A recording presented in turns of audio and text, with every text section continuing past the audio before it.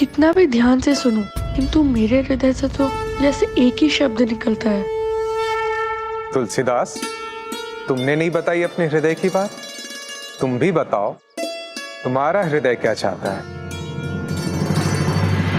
राम। राम बानी से तो राम ही सुनाई रुको, इसमें हंसने की क्या बात है? क्षमा कीजिए गुरुदेव, किंतु मेरे हृदय की हर एक दुख दुख में केवल एक ही शब्द सुनाई देता है, राम राम। इसका अर्थ तुम्हारे हृदय में श्री राम बसे हैं। अन्य सभी अपने हृदय को पूर्ण रूप से नहीं समझ सके, किंतु तुम उसके स्पंदन को समझ गए। तुम्हारे हृदय की एक ही लगन है, एक ही रुचि है, प्रभु श्री राम। तो क्या इसका अर्थ है मेरा जीवन प्रभु श्री राम से जुड़ा है?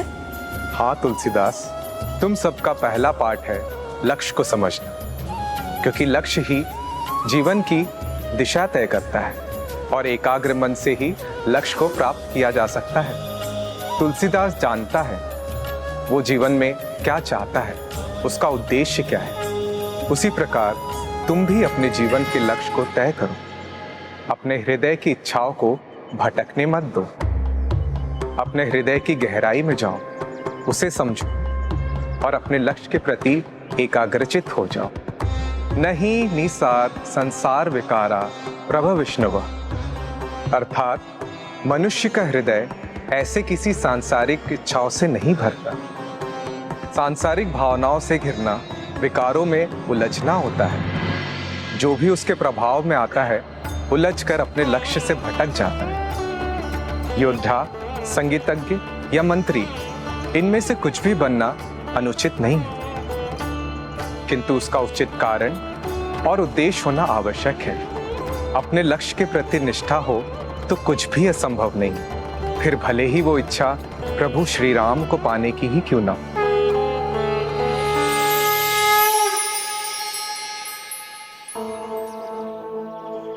पुष्प की सुगंध और सुंदरता का श्रेय उस माली का है जो पौधे का बीज रोपकर उसका पोषण करता है। उसी प्रकार ज्ञानी शिष्य का श्रेय उस गुरु का है जो शिष्य के मन में ज्ञान का बीज रोपता है। वही आज तुलसीदास को उसके जीवन की प्रथम सीख देकर गुरु नर हरिदास ने किया, जिससे तुलसीदास भक्ति की महानता के शिखर पर पहुंचकर महान संत तुलसीदास कहलाएंगे। एक ओर तुलसी ज्ञान के अनंत सागर में उतरता जा रहा था, तो दूसरी ओर अपने पुत्र की खोज में उनके पिता एक आश्रम से दूसरे आश्रम उसे ढूंढ रहे थे, किंतु दोनों की ही खोज का कोई अंत नहीं था।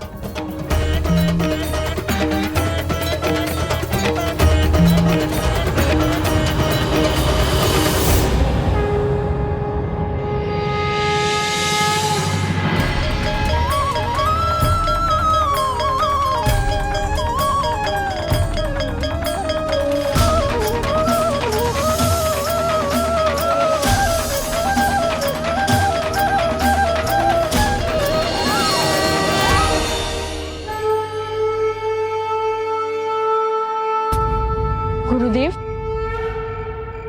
क्या आप आज का पाठ यही समाप्त कर रहे हैं? हाँ तुलसी, किंतु तुम्हारी ज्ञान की प्यास अभी बुझी नहीं। हाँ गुरुदेव, वेद में तो इतना अपार ज्ञान है, एक पूरा जीवन भी उसे आत्मसात करने में कम पड़ जाए, और मैं एक भी पल बिना गवाए आपसे सारा ज्ञान प्राप्त करना चाहता हूँ। तुम उचित कहते हो वत्स। वेद तो ज्ञान के भंडार है, इसमें निहित सारा ज्ञान मैं भी तुम्हें नहीं दे सकूंगा।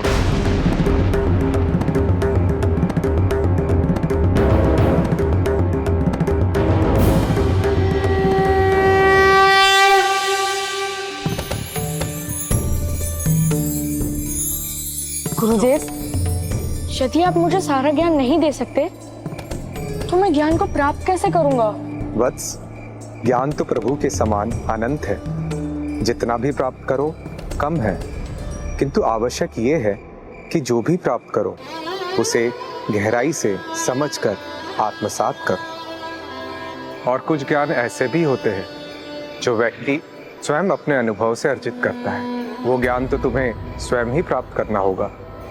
किंतु गुरुदेव, मैं स्वयं अपने अनुभव से कैसे सब कुछ सीखूंगा? माता गौरी ने तो कहा था कि गुरु ही सब कुछ सिखाते हैं। जो मैं जानता हूँ वो तुम्हें सिखाऊंगा, किंतु जो मेरे ज्ञान से परे है वो तुम्हें स्वयं ही पाना होगा। गुरुस्तु दीप वन मार्गदर्शक, अर्थात गुरु वो दीपक है जो अपने प्रकाश से शिष्य को ज्ञान का मार्ग दिखाता है, किंतु उस ज्ञान प्राप्ति के मार्ग पर तुम्हें स्वयं ही चलना होगा। मुझसे प्राप्ति ज्ञान से तुम स्वयं भी सीखना सीख जाओ। वो कैसे होगा गुरुदेव? ईश्वर द्वारा रचित प्रकृति स्वयं एक शिक्षक है जो हमें बहुत कुछ सिखाती है। तो आपके कहने का अर्थ है मैं प्रकृति से सीखकर अपने बारे में ही ज्ञान प्राप्त करूंगा? हाँ वत्स, आत्मज्ञानम परम ज्ञान। जो अपने आत्मज्ञान को प्राप्त कर लेता है वो अपने राम को ही पा लेता है। उचित है गुरुदेव, मैं आज से ही आत्मज्ञान के प्रति जागरूक हो जाऊंगा।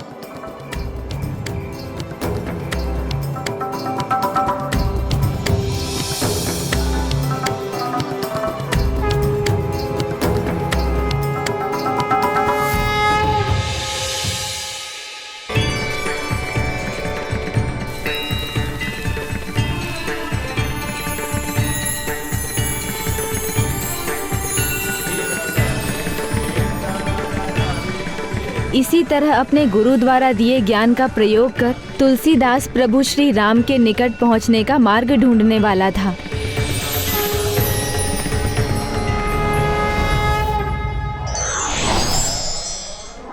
ज्ञान की भूख व्यक्ति को उसके उद्देश्य के निकट ले जाती है।